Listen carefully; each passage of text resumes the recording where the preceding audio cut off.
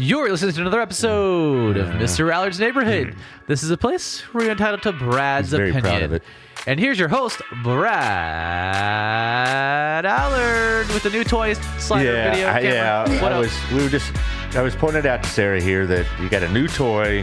He's very excited. Pretty impressive. Yes, of course, as always. He's oops, here I was turning it up and I actually meant to turn it down. Wrong way. Yes, I know. So I'm going to share it to your page, Sarah. Oh, yeah, I'll approve it. Yeah, okay, and all this other stuff. And everybody knows Sarah Carlson. Everybody praises your name. Yeah. Not so. Yeah, but anyway, we're going to talk about two things, actually. We're going to talk about some city business, probably at the second half of the show. But I was really also interested in talking to you as a mom of three very, very intelligent young boys. And what's that like teaching them at home during the COVID era and other issues? Yeah. And, Sherry Step Scott is watching. Thank you, Sherry. Thanks, Sherry. Who else, of course, with her blessing boxes, it's... I hope if you need any help with that today, Sherry, just put it in the comments about which boxes need refilling. But anyway, we're going to talk about the homeschooling and the private schooling and the masking and the all the other issues. I have to admire you though. I mean, because I know your boys and they're very bright and very inquisitive, and they're not the kind that sit around and play video games. Do they even do that at all? They do. They have to earn it. Okay, but isn't like that's. I'm the mean mom that makes them earn it. Oh, okay, but so they're not. They're normal boys. Yeah, they are, and they would rather be doing video games than anything else like that. Even Gage? I figured Gage. No, Gage doesn't love them that much. He plays them a little bit, but he kind of feels like it's a waste of time. I figured he'd be reading Dante's Inferno or something. He just finished reading Dune this weekend, and then that's a very he deep read it book. in 2 days. 2 days. What? 2 days. I own Dune, yeah. and it's a thick book, and it's a very deep science fiction book. It's not just a shoot 'em up. It's it's got all this stuff. It's very detailed. It's and if he can follow along with that in 2 days. Oh, yeah. He read that in 2 days and was like, he said that, the author's son wrote the sequel. And he was like, I don't need to read the sequel. I think this wrapped it up perfectly. I don't need to read anymore. It was great. Well, the original author wrote several sequels. Oh, okay. Okay, so there are some others that the original author wrote. Arthur Clarke. Herbert Clarke. I forget. Herbert Clarke, I think his name is. But he, I forget his name. But anyway, but he wrote like 3 sequels to it. And so if Gage wants to read those are He from the probably original. would like those. But anyway. But no, he, right now, what he would prefer to do is write music. He likes composing piano stuff. He'll probably be mad at me for sharing this. No. Nobody tell him. But no. It's our secret. He finished a book. He wrote a fantasy. I'm sorry, a fantasy book that he finished last summer. And now his thought is he wants to make sort of a soundtrack to go with the book. So people make soundtracks with movies all the time, but he wants to compose the music that goes along That's with amazing. No doubt it's going to the be book. And so very similar to like what Rolling Stones. Oh, no. No, I don't even know. Like, he sits at that piano and just goes over different chords and this and that. And most of the time, I'm just thankful he has headphones on because I don't know. But yeah, so Holy Toledo. that's what he likes doing right now. How old is he? He's 15. 15. Okay. I thought it was 14 for some reason, but there you go. He turned 15 in July. Okay. So. Well, let's talk to our sponsors a little bit, and then we're going to jump into more of the motherhood routine and all that goes with that. It's, we talked a couple weeks ago on my show about homeschooling. You can tell us about the ins and outs of that. Anyway, let's talk about the sponsors. Daniel, of course. Thank you, Daniel. CrossFit Burleson, 317 Southwest Wilshire. Go get yourself fit. Don't throw a fit. That's a good motto. I made it up for him. Yeah. CrossFitBurleson.com. Check out the webpage for the memberships and the plans, etc. And of course, our friend Shandy Stocksdale Group. She's been pretty busy. She's so well. There's a lot of people still wanting to move to Burleson, even though the housing prices are rising. So if you're looking to move in this area, you better get moving. And she can help you with the financing with her husband, Ron. So it's a kind of a one-stop place. So thank you, Shandy, for all you're doing for us. Thank you to Rex over at the Russell Wealth Group, myfinancialbox.com. Quite the character. He was at the Baylor, Texas basketball game, and I'm very envious. We're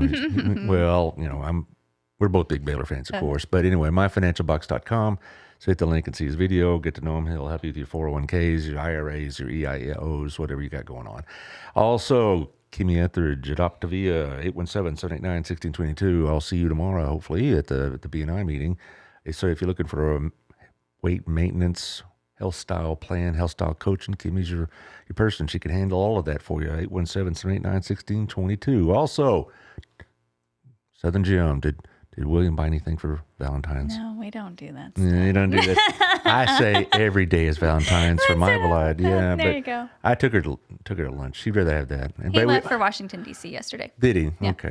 On Valentine's Day. Yep. Well, Robin and I went there Friday. She had the day off. We went to Friday to get some jewelry repaired. And it's just a really nice store. You got to take him up there sometime. And said that and that and that will do. Thank you very much. Make a wish list. Yeah. Oh, she could do that for you. Cool. She has like if ladies want a certain thing and their husbands come in there, Gail could pull out the list. So we want to ask for these things, and so she can repair, she can design, she can clean, but she also has inventory, and it's all good. So it's on top of the Windmiller building over at the Standard. Okay, so yes, I'm sorry, Michelle Coling. Thank you, Taylor. I forgot this one.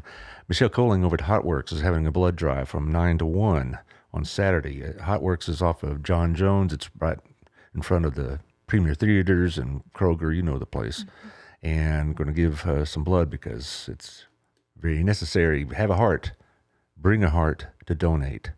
Well, I don't mean literally. You don't want your actual heart. I mean, they just want you to have the spirit of it. Yeah.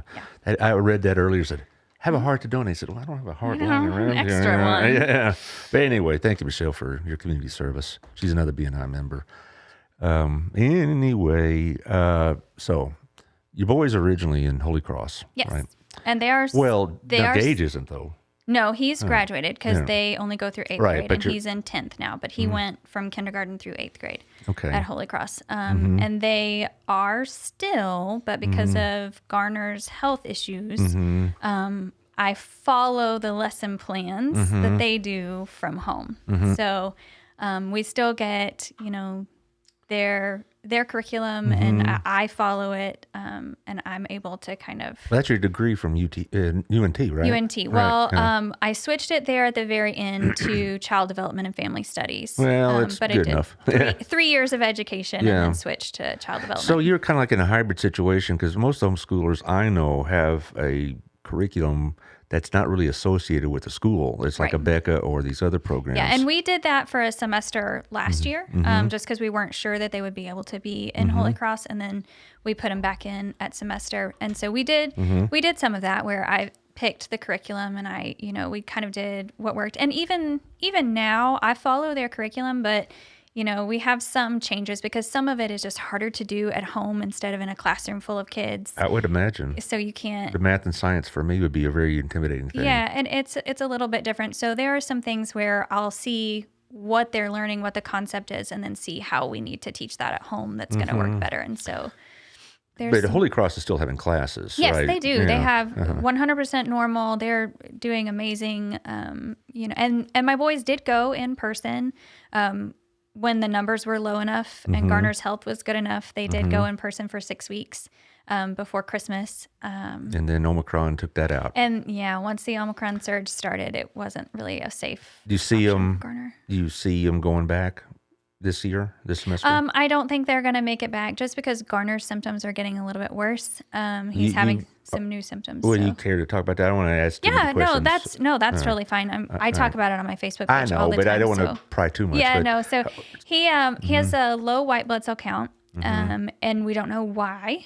And then he's had a lot of kind of GI symptoms, just to keep it PG. Yes, I'm aware. Yeah, and so he gets sick a lot, and he's tired a lot from getting sick. And so I feel like we basically lived at Dodson Specialty Clinic up at Cook's in October and November, just trying to, all the tests and just trying to figure out what it is even. It's still undetermined. We still don't have any answers, no. And I'm not really hopeful for answers because I have something similar. My white blood cell count fluctuates, and they've been looking for answers since I was 2, and I've not gotten any, and I'm almost 38. So they just basically, we keep an eye on it. I have my blood drawn about every 1 to 2 months. Since he's a kid, they want to follow it closer. He has his blood drawn every 2 to 3 weeks. And when it gets super low, we have to kind of adjust our behavior, and we don't go out. We don't have people from our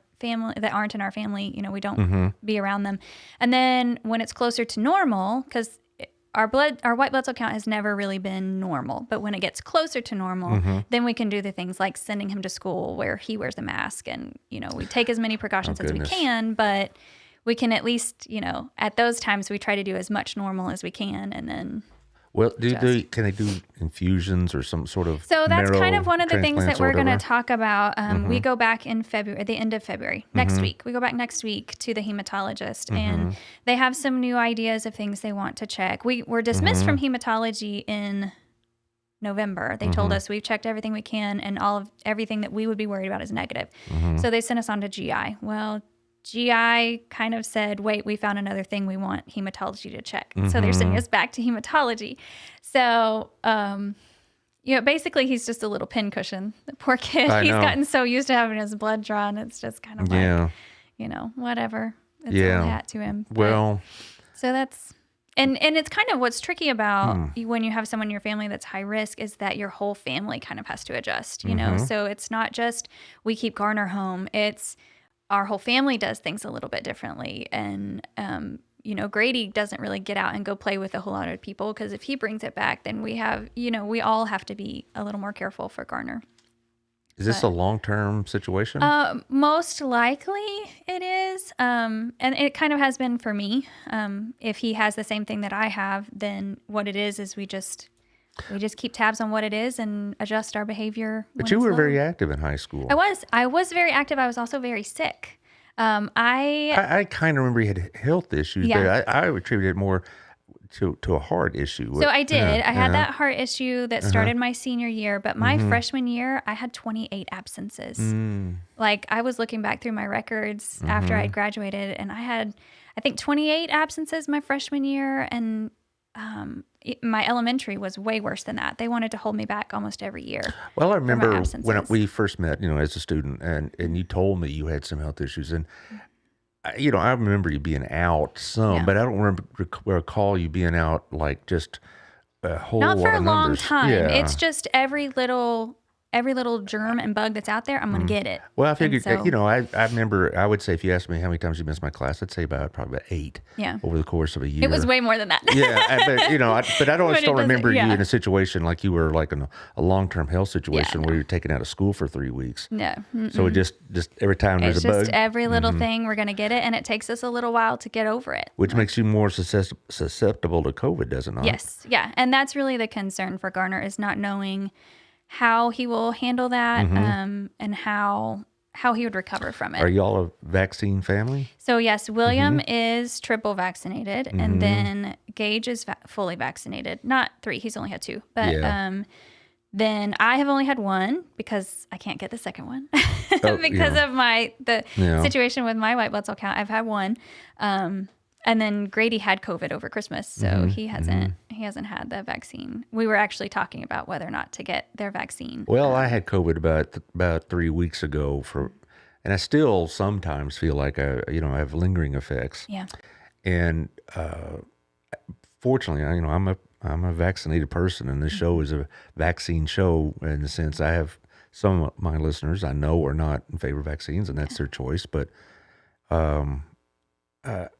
for about 3 days, I felt pretty bad, but I read stories, and I have some acquaintances and friends that had it a lot worse than I did. Yeah. And we can talk about, is it because of the vaccine or not? That's another story. But as far as Garner's concerned, it sounds like, his future is going to be one of constant having to deal with this. Yeah. Yeah, it is. Is he going to be able to do what he wants to do with his life? Go to college, get a job. Will he be able to do those kind of things? Yeah, and hopefully, if his is like mine, then we just learn. You learn when your body's telling you to rest, and you rest, and you don't. Right. You have a college degree. You worked for a while until you stayed home with the children and such, and so you had what we'd consider. But I went to life. College, and I had a normal college experience. It's just I'm what people would call a sickly person. I get every little thing, and it takes me some time to bounce back. But when you learn how to handle it, and you learn how to treat the body that you've been given, then you just how does learn to cope. William handle it? I know from my perspective, he seems extraordinarily patient. Yes, he is very, very patient. And we're fortunate in that I tease that he's kind of a robot. He never gets sick. ever. He never, ever, ever gets sick. He does have migraines occasionally, but and so when I'm sick and I have to rest, he just picks up the slack, and that's something that in our relationship, we just learned how to find that balance. Well, you've always had that kind of relationship as far as I can tell. I mean, when I first met William, y'all already were an item, and y'all are just soulmates, aren't you? I mean, really are. Pretty much. No, we complement each other very well. Well, I mean, I see couples in high school, and I think, well, that's a nice couple. I hope they do well, but I don't really see a long distance with them. Yeah. But y'all, I knew right away. Yeah, we're kind of mission matched. Yeah. We want the same things out of life, and we have the same kind of expectations, not only of ourselves, but of what we're here for. And so I think that's something that helps in a relationship. It helps you kind of weather the tough times. Well, and having a sick child is, it is so helpless. Yeah. It really is, because when my kids got sick, and then my kids have had issues with health other than just the usual flu or whatever else. And you feel so helpless, you can't do anything about it. Well, and that really we had that experience kind of with Gage's autism as well. That's something that I didn't. Well, see, I would never guess. I would never have, when I've met Gage more than once, and he's not somebody I would walk in and say, oh, obviously. Yeah. Now, he strikes me as somebody with such a high intellect that he is just not your normal 14 or 15-year-old boy. I mean, when I first met him when he was 12, first question he asked me is, so what do you think of the Federalist Papers? I was reading them like, oh, what? The Federalist Papers? Who does that? My college kids, I have to pull out weaponry to get them to read the Federalist Papers. And he's always That's what he does for fun. I was reading the Federalist Papers the other day and blah, blah, blah. I'm like, okay, when I was 12, I was reading Batman. No, that's not Gage. That's not. Yeah. But I mean, I wouldn't call him. He's highly functional if he's autistic at all. Yes, he is. Yeah, he is very high functioning. But when he was younger, 5, 6, 7, before we really had a diagnosis, there were significant challenges that we now know are because he has autism. But those were things that, as a married couple, it was hard to not fight each other and to kind of, stay on the same page with what do we need to do. And, we were in and out of therapists and testing and to try to figure out how we help Gage. And so does Gage consider himself autistic? He does. He calls it Asperger's. That's what I'd call it more. But since they got rid of the Asperger's title, they don't that's not in their diagnosis anymore. Right. They call it high functioning autism, but he prefers the term Asperger's. Well, next week I'm going to have the wife of a former student and one of our sponsors in the second round, Payne Beagle's wife, Sarah, works for an autism group in Fort Worth. And so we're trying to work out the right day for next week. So it'll be one of the 3 days for next week. But, and we also had the autism group here in town, ASD, on the show about a month ago. And they're going to be on again because they have a fundraiser, I believe, in mid-April. And so they'll be on next month. But anyway, I guess as a teacher, I saw so many kids like Gage, or not that many actually, but I saw kids like Gage that in my day, we wouldn't have considered him to be abnormal in the sense that, he had autism, but he was just so smart that he just doesn't communicate with kids his own age. Yeah. And he does, he's always communicated better with adults. I think some of our biggest challenges, and for him, the biggest things he faces is he does STEM. So, when sensory input gets high, he might do his hands. He's kind of finding more subtle ways to do it. He used to rub his hands together like this, and he would make sores. Or he would rub his hands on his jeans and bust open his knuckles, just kind of things that it's just that sensory input is difficult for him. So, he has no desire to be at a concert or a dance or, any of these things. When we talked about doing homeschool high school for him, I told him, I was like, I hate that he's going to miss out on so many of those high school experiences. And then we started kind of listing what they would be. And it was like going to a football game. Nope, he doesn't want to be there. Going to a dance. Nope, he doesn't want to do that. And there were things that would have been difficult in places he doesn't want to be anyway. So it's like, Well, just walking down a high school hallway, yeah, even if it's just Yeah. normal, I'm not talking about some sort of war zone school. I'm talking about just walking down BHS. Yeah. Crowd, noise, hollering going on. He has struggled with grocery stores. Like when he was a kid, he used to have meltdowns all the time in grocery stores, and I couldn't understand why. And then I saw this simulation of what a grocery store is like for a person with autism, and it was like, yeah, that would make me melt down too. Well, I melt down every time I go HEB. Yeah. I come back and tell Robin, I'm like, if I get run over one more time by some old lady in a cart, I'm going to really lose it. I know. Well, and so the thing is, so many people are like, but how are you going to he's got to do these things. He's got to get used to these normal life things. But really what it is teaching him how to live the life he has in the way that meets his needs. And that's what it is for all of my kids. When we're doing homeschool, when we're doing whatever, it's always about knowing how you're made, what works best for you, and then how to take that to the fullest extent possible. Like, how do we make this the best that it can be? And so he knows how to order groceries curbside. He'll be able to get his groceries because he knows how to use. You see him living on his own? Yes, Okay. he absolutely will. Okay. I mean, he talks about he doesn't want to have roommates because I can imagine. he just doesn't. And so he talks about living on his own in an apartment and having a dog, and and he totally will. He's totally capable of that. He just does not do the crowd thing. He doesn't do. He won't be living in a dorm or anything like that. No, he's not. He probably wouldn't do that dorm. well.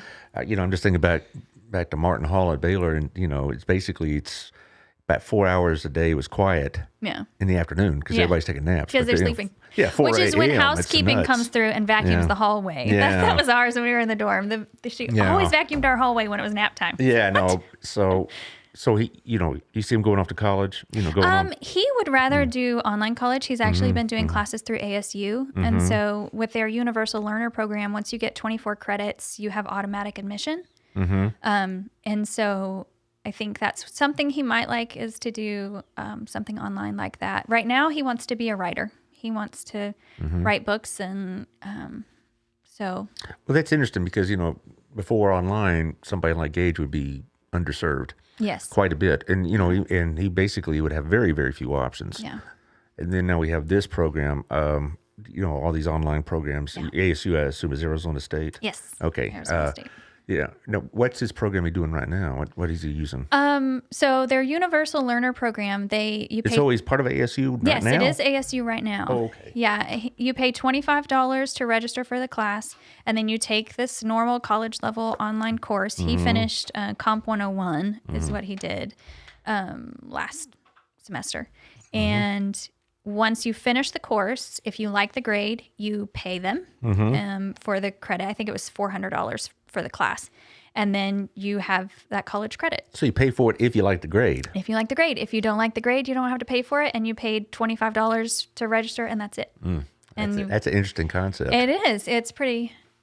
I liked it because it kind of eliminates some of the risk, because if you have to take the grade and you make an F because you thought you could do it and you couldn't, well, then that's going to discourage you from taking it because you don't want an F on your transcript. Right. I could see the point in that. That makes sense. Do your boys have, though, other social interactions? Because if they're doing all the schooling at home, they are missing some. So they are, yeah. And that's kind of why we kind of go in, like when Garner's white blood cell count is doing better, then we'll get together with friends at the park, or I sent them to school during that time where his blood work looked okay. And then we'll have a few weeks where it's, call your friend on the iPad and have a FaceTime, or, they play with the neighbor.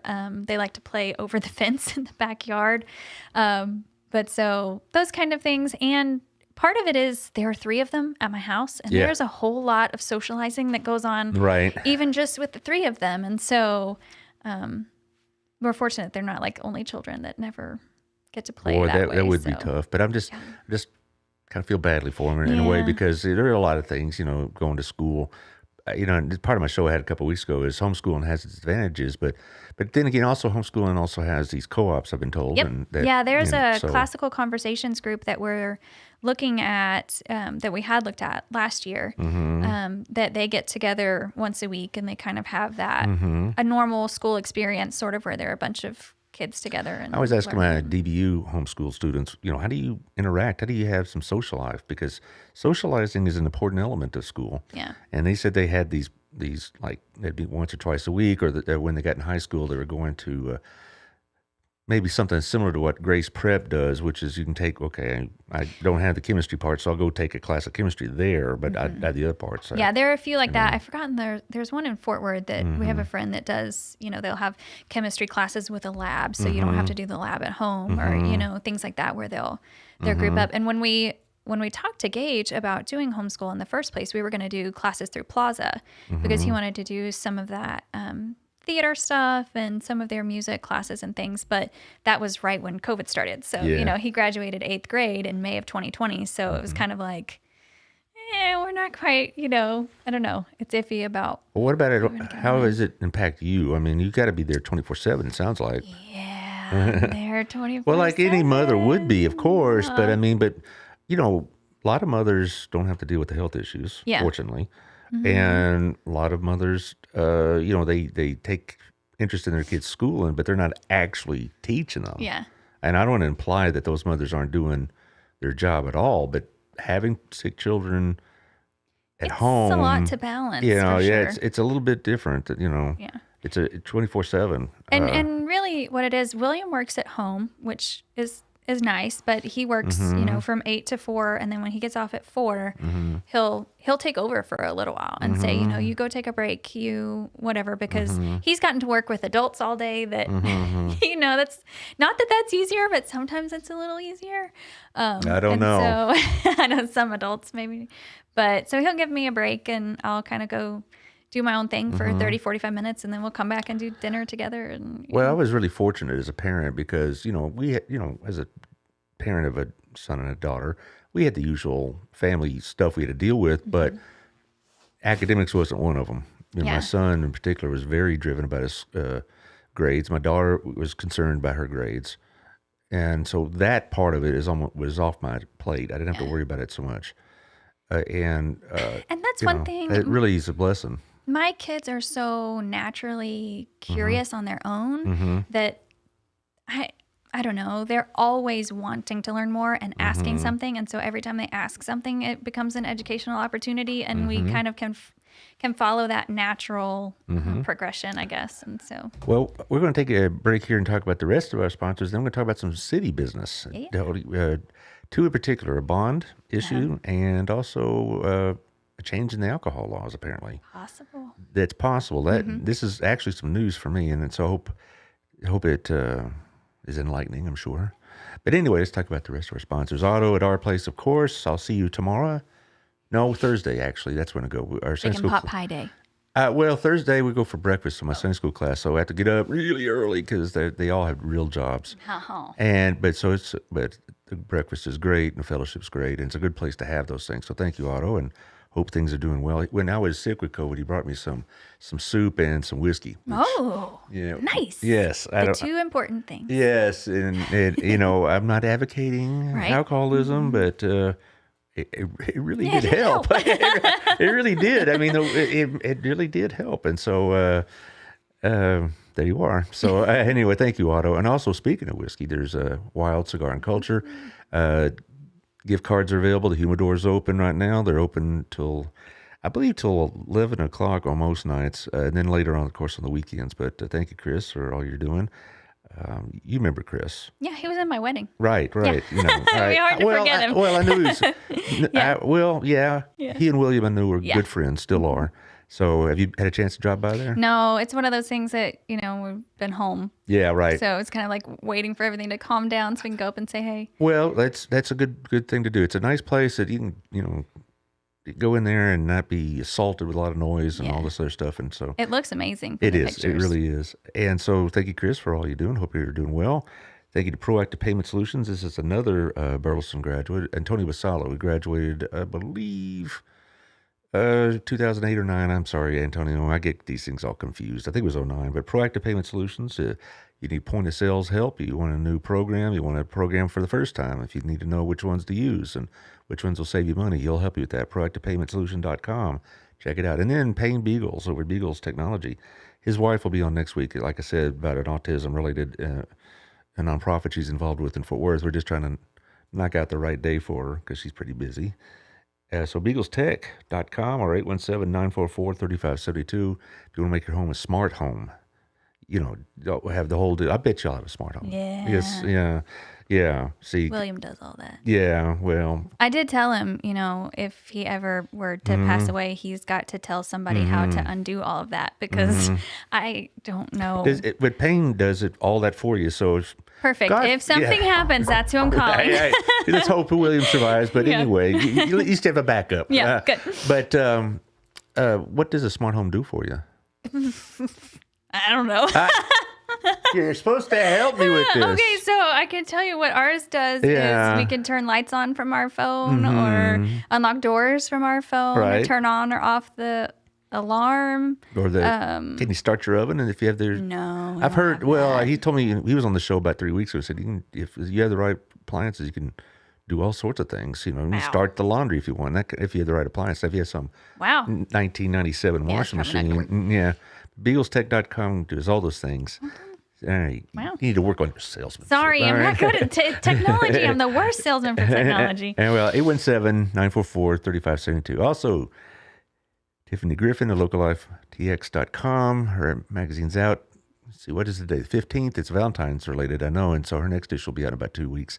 And she's been, hope she's doing better. We were going to have her on the show roughly around the middle of the month, and her health kind of took a turn. Well, everybody, this is the time of year for that. Yeah, so we're going to postpone that for a little while. But localtx.com, it's on the website. The magazine's out. It goes to 30,000 homes, 110,000 people. So it's good advertising. Also, Carlson Radio, your voice, your station. Get the app on Live 365. Check it out. They're rocking and rolling as we speak. Okay, which one do you want to talk first, bond or liquor? Let's talk local option election first, because that'll be shorter. All right. So local option election is what we have to change the liquor laws about what can be sold where and all of that.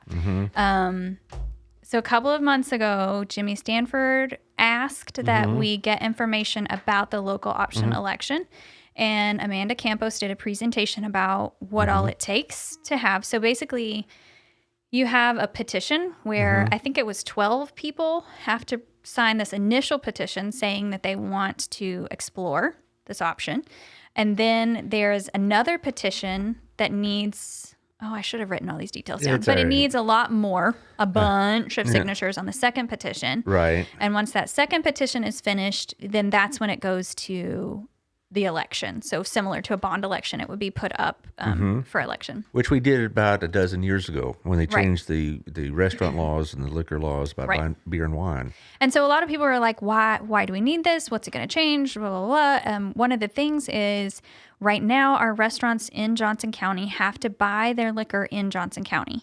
And there's only, I think, one store that sells it in Alvarado. Really? What is the name? No, I know it. I have no idea.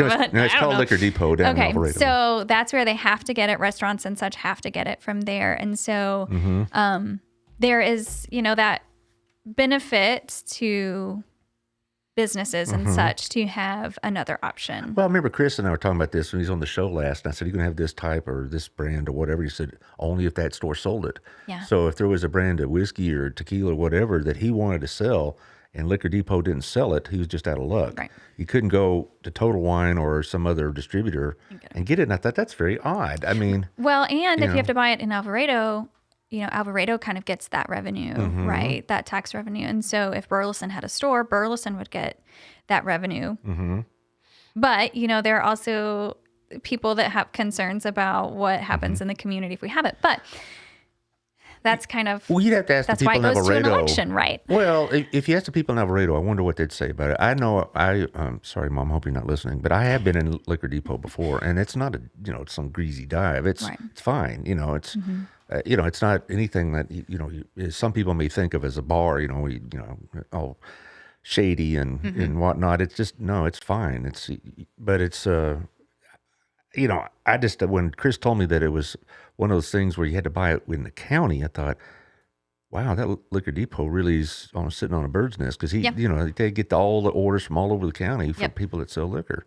Yep. And so that's kind of, I think the hope was that it would make it onto this May election, but with all those requirements, there wasn't enough time. So it's possible, if we move forward with it, that it might make it in time for a November election. It's more likely. Has there been any organized opposition to it, as far as you can tell? Not yet. I don't think there's enough. I don't think it's quite made it out of council enough for there to be. Well, this is really the first I've heard any details about it. Yeah. And to be honest, I think my personal opinion is it would be a good idea to have it, but you got to make sure it's the right kind of place. Right. Like if you've gone into a Total Wine or you've gone into a Specs, it's fine. You're not talking about some place you have to fear for your life, or you think it's on the verge of getting knocked off or whatever by some robber. It's a nice store. If that's what we're talking about, then I think some of the opposition might not be quite so. Well, and it's interesting, I did some reading about the way crime increases when liquor stores are brought in, and kind of comparing where it's talking about, and there are a lot of details to it, so it's complicated, and I'm not even one that would tell somebody how they need to vote for it necessarily. I'm not even sure 100% where I land on it, but just knowing that it's kind of in the pipeline, maybe that not that liquor stores are coming is in the pipeline, but that our option to vote is in the pipeline for sometime later. I don't know if this will be the time when it happens, but sooner or later, Burleson's going to have something like that as it grows. It's kind of one of those things that people want, but then if you ask if they want it in their neighborhood, nobody really wants it close to their house. So it's kind of going to be one of those where will it end up, and we don't get to choose. We can't say, yes, we want it, but only if it doesn't come close to my house. It's going to be a yes or a no kind of thing. I'm sure zoning could it definitely will. That'll be a big zoning issue. I bet you can put some parameters on what you want for a liquor store, like it'd be a certain size and in a certain location. And, of course, there's the usual laws about away from schools and churches. I always think that's funny when they're away from churches. It's like, they really think we're going to come staggering out of the bar to go to church or vice versa? Head right over there. Yeah, but I don't know. I've heard some sermons that make me want to drink, but that's another thing. But the point is that, they could do it. Like if you put it over in that mall area, like where Kroger is or H-E-B, you could probably put something up there that's well lit, safe, guarded, secure, or whatever else, and not right next to homes and whatever else. I wonder what the police officers think about this. That's true. I do. Well, back when they were changing liquor laws, for those who don't know what I'm talking about, only the Tarrant County part of Burleson could sell beer and wine in the stores, which was the Albertsons and what was the K-Jim's gas station. And then the Chevron, which was actually in Fort Worth, technically. But all the other parts, you'd have to have a membership, but you couldn't buy it at the grocery stores, beer and wine, et cetera. And then around 2009, I believe, they changed it and allowed for Fresco's and Mambo's and all these others come in, plus H-E-B. They were a real big push to get H-E-B in the town. That's what led to the liquor changes. Target wanted to expand. The Super Walmart wanted to expand. All this other stuff. And last year, there was a petition to the Texas legislature. They want to change the laws to allow grocery stores to sell liquor. Walmart was really pushing this hard. And the reason it failed is because they thought some of the opponents of the law would drive out the smaller stores. And so I don't know. It's going to come back again. Many years ago, Rob and I went to Chicago for Christmas, and I walked into a grocery store to pick up something, and they had hard liquor on the shelf. I'm like, wow, it's amazing. And then we went to a department store, a real fancy one, and there's all this liquor on there selling like. It's like a whole different world. Yeah. What is this place? Or went to a breakfast joint, and if you wanted a shot at 7:30 a.m., line up, and I just thought it's not like Texas at all. It's not how it is at home. Well, and if people think that's going to happen here, it's not. It's Chicago's culture. I mean, they're not going to have, cut rate liquor, on every corner and all this other stuff. Yeah. Burleson wouldn't allow it. Right. They wouldn't zone for it or whatever else. Yeah. Honestly, I'm not surprised, but it's interesting that Stanford has proposed this because I know that his background as a police officer and I know he's also involved in a local church and whatnot. I wonder if he's getting any pushback from some of his supporters that helped get him into office. I mean, maybe I don't know. I like to have him on the show, but I haven't ever heard from him. Yeah. So that's maybe an invitation they need to reissue or something. Maybe. But so that may be coming in November. This Friday, we have a special session, council meeting at 9 a.m. To reconsider the bond election vote. Now, this bond has been voted on by the council. And you said earlier before the show, you tell me a little bit about it. It's $88 million. $88 million. It is for fire station number 4. So a new fire station. Changes to the police department building. They need updates and expansion. And then $33 million, a little over $33 million in streets and infrastructure improvements. So it's a total of $88 million.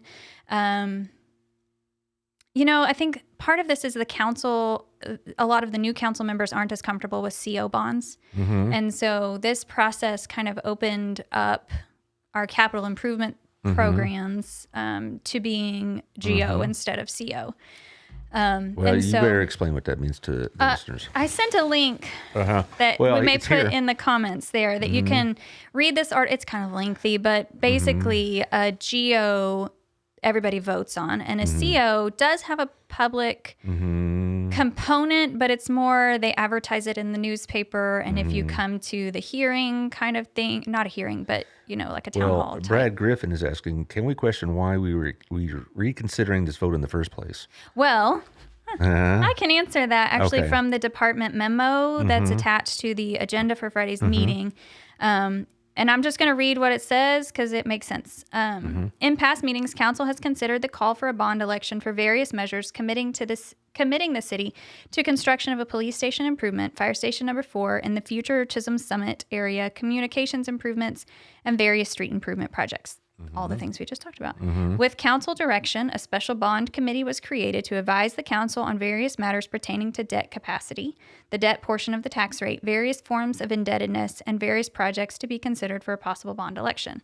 So, and that's what William was on the bond committee, and they kind of went through and learned about all of the things and then prioritized some of the projects. And, fire department, police department came in and presented their plans, and here's option A, option B, option C, to kind of get an idea of the different levels that they could do to these improvements, right? Especially for the police station. We can blow it out and do this whole giant, renovation, or we scale it down a little bit. We can do a little bit less, and this still meets our need. Or here's the lowest option. This is what we absolutely have to have, and we can make this work, Okay, so it was a 4-3 vote, you said. So the council vote this this past Monday was a 4-3 vote. So the bond... Well, break down the 4-3 because so that's a very narrow So the 4 that voted margin. for were McClendon, Fletcher, Stanford, and Payne. And the 3 that voted against were both Johnsons and Green. So Victoria, Ronnie, and Rick Green. It's interesting. That's an interesting combination. Yeah, and so there are some interesting elements to this bond in that it was kind of, when we have one bond, like if we had this for the fire station number 4, and we were like, we need one fire station, we have this timeline. It has to be approved by February 18th to be on the May ballot. So if we had one thing, we would get our bond committee together. We would say, which option do we want? The bond committee would say, yes, we need to do option C.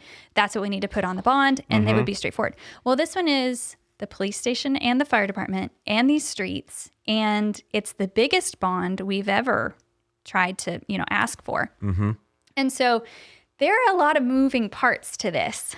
Yes. That I think in our normal timeline, we took the same timeline that we would take if it were one issue.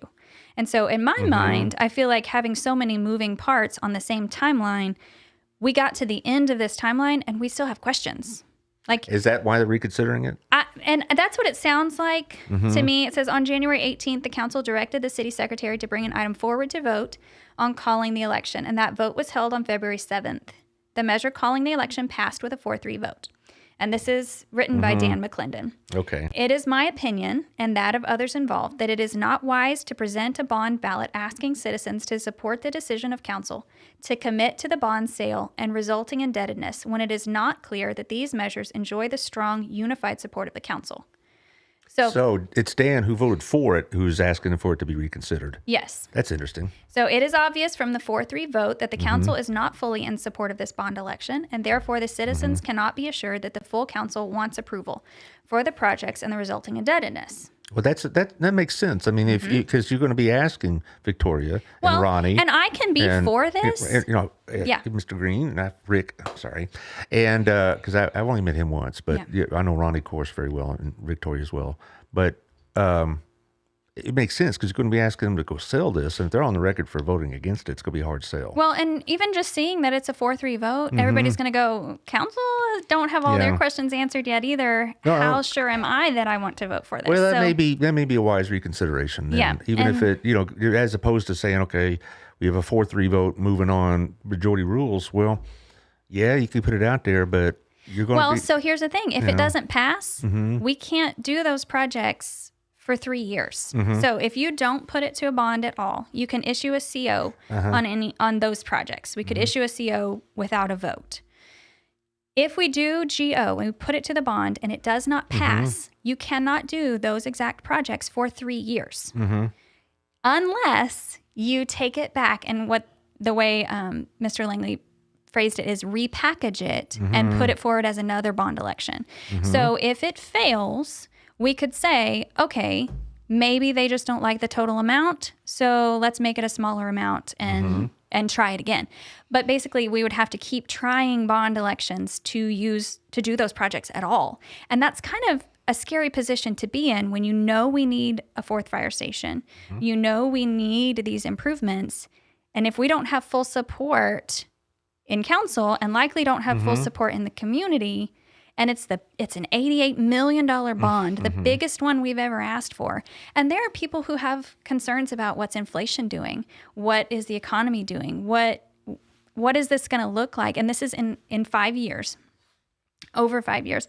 And so, if we don't have the buy-in to pass this, it's not smart to go for it. It's very interesting because I trust the judgment of Victoria and Ronnie and Rick, I assume too, because like I said, I've only been in one time, but I trust their judgment, but I also understand the need for these things. Yeah. I trust that, what Dan's telling us is true also, that we need these things. And the fact that the mayor voted for it when he ran, he has concerns about debt, but he must see something that we need and is willing to put that aside. Well, and that's one thing to consider. When they vote for this bond election, they're not saying they think it needs to pass necessarily. They're saying, let's see what the people think. They're saying, yes, let's put it to a vote. I'm going to give it the mayor some credit, not being bound by something that he sees now that we really do need, and not say, well, I said this, I'm not going to change my mind. Right. So I'll give us some credit for doing that, but that's just very interesting. So that special session will be Friday at 9 a.m. Okay. Betty Arbor's asking a question. I'm trying to read off the screen. It's maybe on yours, but how has infrastructure been funded? Yeah, how has it been funded? Normally, it's funded but through bonds, is it not? Well, so typically, what we have in this one was our CIP, our capital improvement plan, and typically these would be funded through COs in a capital improvement plan like this. So moving it to GO is just kind of that little difference, just because that keeps us from using COs. It keeps us from It takes that element of voter approval kind of back. But when you ask for voter approval, you risk them saying no. Well, I know that about a decade ago, we had a tax increase ratification election for the school system. It lost by 8 votes. So, it was one of the most widely participated school-related elections I ever been part of. Yeah. And it was like 1,200 to 1,190 or something. It was 8 votes. And I sent the link to Taylor to put up there where you can go to the website and see all of the information that the Bond Advisory Committee was given and their decisions. It was all, very open, very... to tell you the truth, I won't be able to vote in this election, but I think when you have a situation where it impacts a lot of people, I'd like to vote in this election. I don't claim any right of any kind to vote in city elections because I don't live in the city, but I do use Burleson services quite a bit, and I'll be paying for them. you know, because maybe not through taxes, but through services and whatnot. But I won't have that chance, I'm afraid. But that's and the just other life of a big important city. thing to point out about this bond is that it doesn't have a tax rate increase associated with it. So basically, as they retire the old debt is when they would take on the new debt. Right. This is one that it's not like they approve the bond and the next day we get $88 million to put in the bank and use whenever we need. They would take it project by project, piece by piece. Well, let's assume that the 4-3 stands. They hash it out Friday, and no one changes their mind.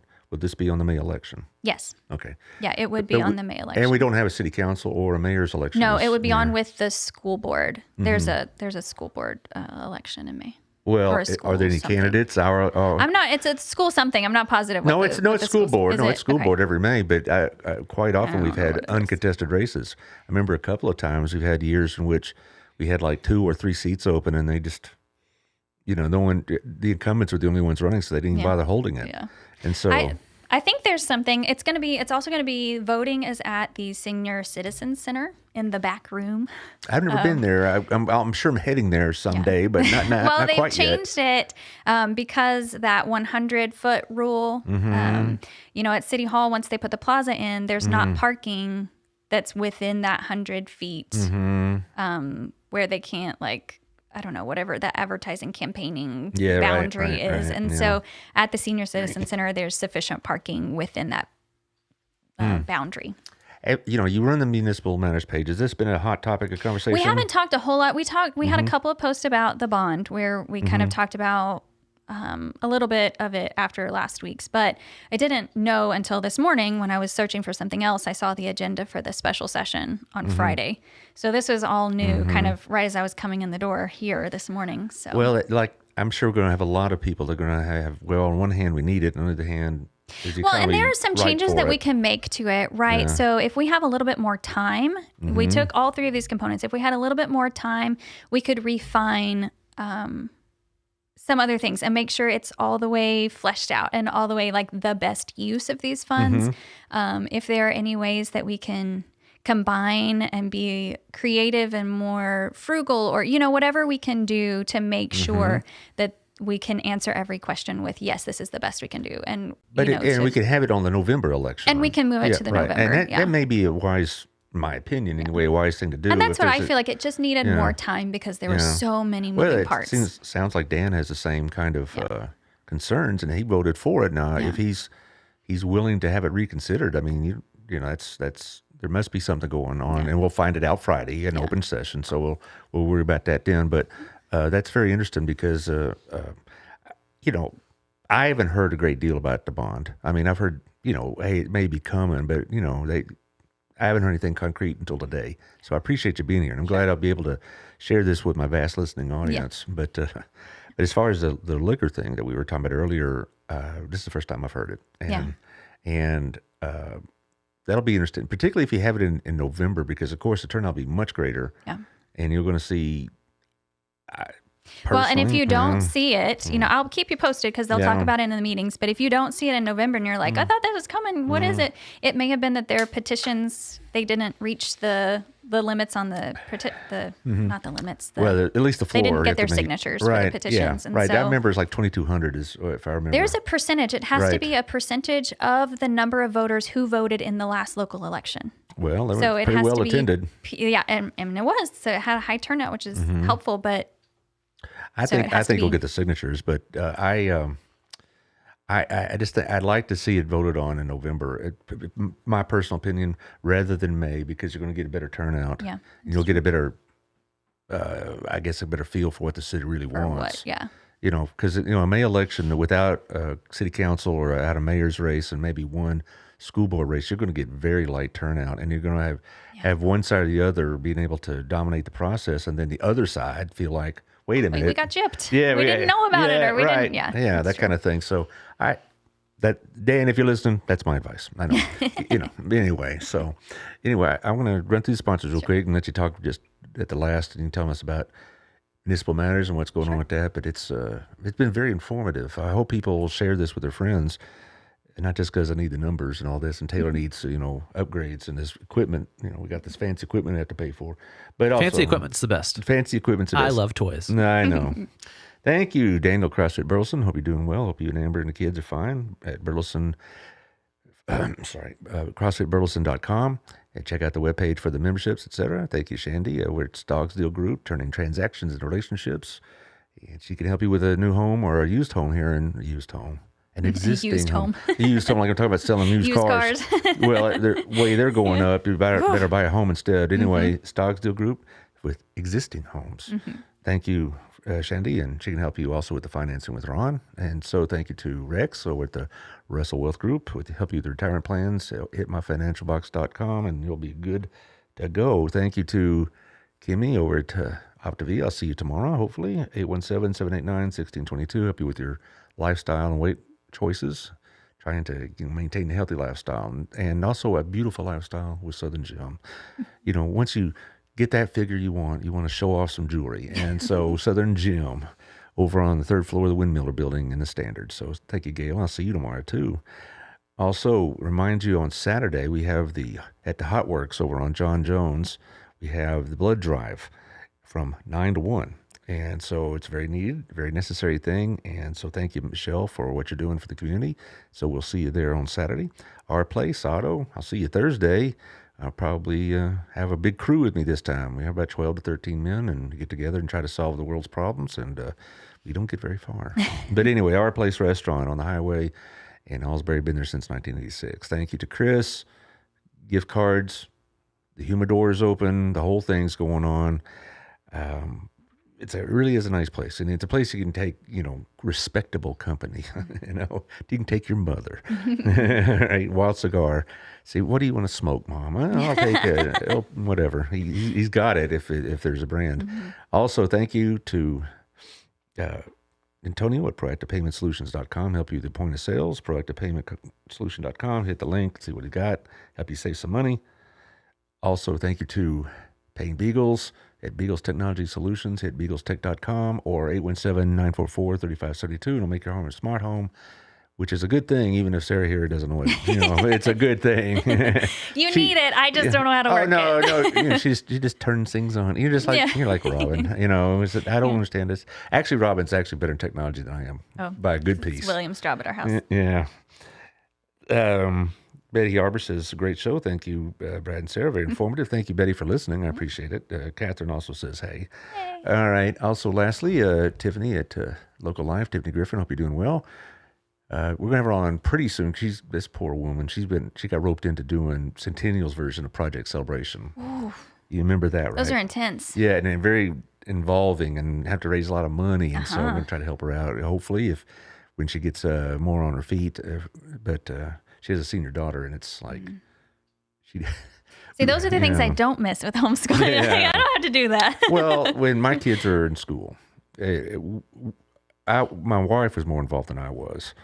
But I did many of those late night things. I probably went to, 12 to 15 proms and project celebrations, and it was interesting. And your Local Life magazine, check it out. Do your advertising there. You'll be glad you did. Also, Burleson Radio, Live 365.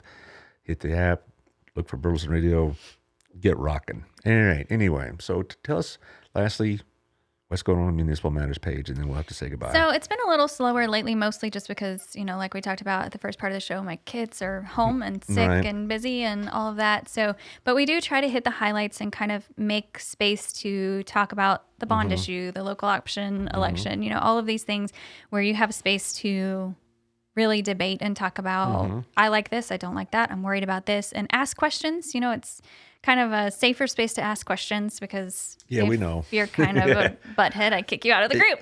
Well, there are other sites that are a bit more aggressive, shall we say. Yeah, and so, really try to keep an environment that's friendly to actual learning and actually becoming more involved in a way that's positive and not just, hey, here's another group where you can complain about something, but actually how do I get involved and how do I make this better and all of that. So what I like about it is a lot of the things deal with parents and children. What are you doing at the parks, the library, whatnot? And I wouldn't know that otherwise. I try to share all of, the city has like 17 social media pages. And a lot of times I'll share all of the things that they post because, you miss them. You just don't see them in your feed. And when I share them, it gets more eyes to their posts. That's so how I it find helps out the about city. You know, Oh, yeah. and the more people that like it and share it, the more eyes get to see it because of the whole, you know. And when it gets Facebook warmer thing. in late March, early spring, we're going to have a whole bunch of stuff going on at the plaza. Well, they have that dog park opening Saturday, February Really? 20 something, if the grand opening. Well, I It's knew coming up. there were several people that were Not this Saturday, but the very, next. very excited to see that dog park. Yes. But then again, you know, pretty soon, in about 6 weeks, we'll have the farmers market back open, and we're going to have all these events. I know that I've been told of 3 different nonprofits in the town going to have fundraisers, including the group I'm going to have on Thursday, which is Next Step Women's Center, and also Jordan DeWald's group, Never Alone's going to have one, and I'm going to have her on the show as it gets closer. Plus, when her husband's record comes out, so I'm going to have him come play some music for us. That'd be great. Yeah, and also there's the autism group, ASD, is having something, and on and on and on. And so this is going to be the place. By the way, guys, you'll be able to hear it all here because this is what I like to do. I can rant about Joe Biden anytime I want. Yeah. But, And it really is just sharing ways to be involved in your community. Yeah. You know, keeping up with the community events and all that. Sherry reminds us the splash pad is coming also. Oh, yeah. Yeah, so things Lots are of moving. great things going on in the community. Yeah, Community. that's good. Well, I appreciate you being here. Sure. And, Always nice. You know, it's always informative. I mean, this is really, we got to do this more often. But I know you've been really tied up with the what we talked about earlier, the children. Well, with all their situations, but probably what is it, February now? Maybe early May. Yep. Sounds good to me. All righty. Thank you, Taylor. Stay out of trouble, and we'll see y'all Thursday.